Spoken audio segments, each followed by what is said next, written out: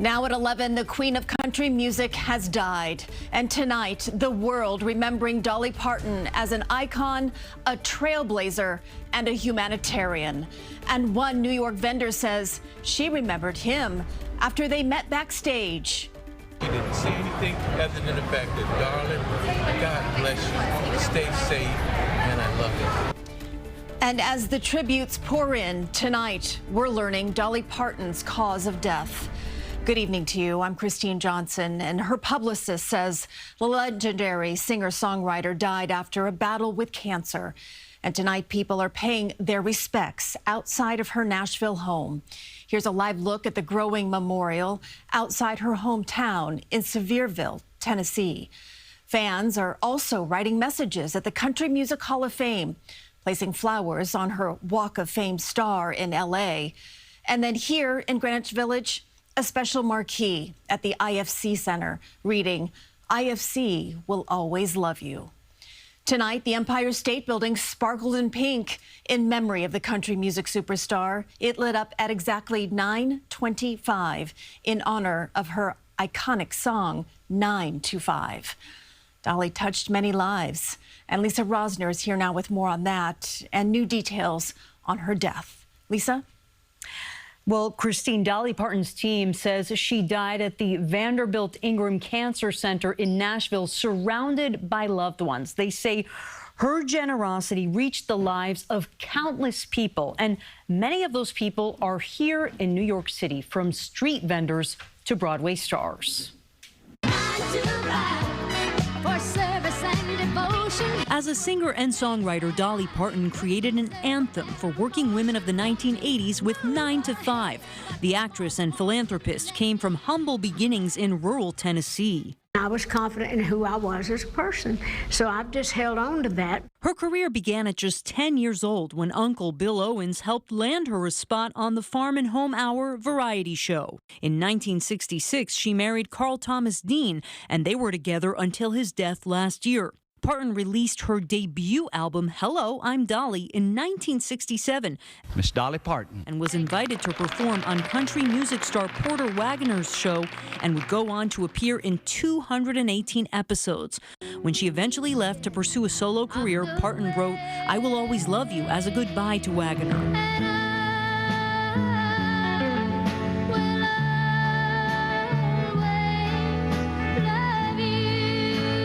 In her lifetime, Parton wrote and performed over 3,000 songs.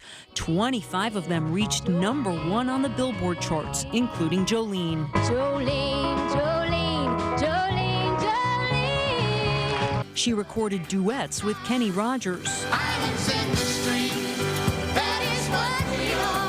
Parton also made her mark in the movies, starring in her first film alongside Jane Fonda and Lily Tomlin in 1980's 9 to 5.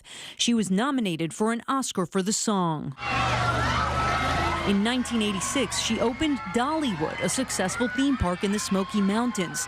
She later launched Imagination Library, a literacy program that has provided more than 260 million books to children for free worldwide. Parton said she created it as a tribute to her father. This inability to read probably kept him from seeing all his dreams come true. In 2009, Parton wrote the music and lyrics for the Broadway musical 9 to 5.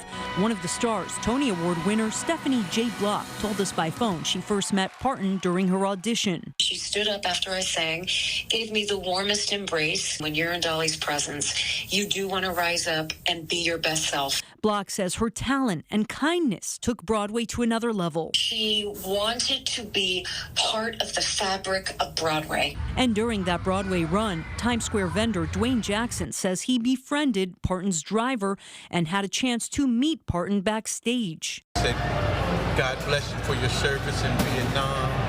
Gave me a big hug and a kiss. After Jackson helped thwart a terror attack in Times Square in 2010, to his surprise, Parton came to visit him again after seeing him on TV. No fanfare, no paparazzis, no news conference. It was just pure from the heart.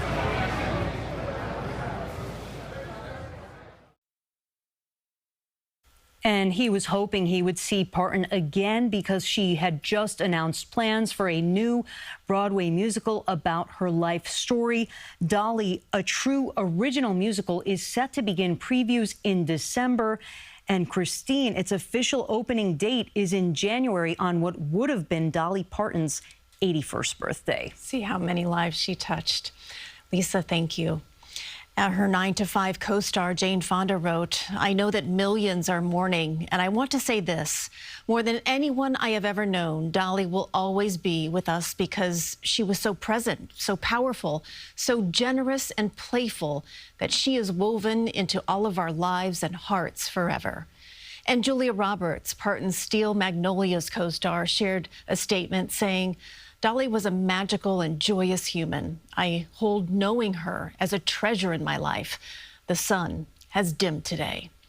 Flags across the country were lowered to half-staff in memory of Dolly Parton. President Trump ordered the tribute, saying Parton's death was a true loss for millions of people.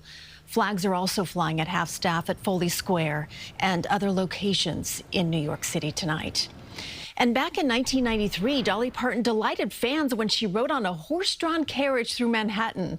It was part of a citywide festival called Country Takes Manhattan, and it was also Parton's one and only Carnegie Hall performance.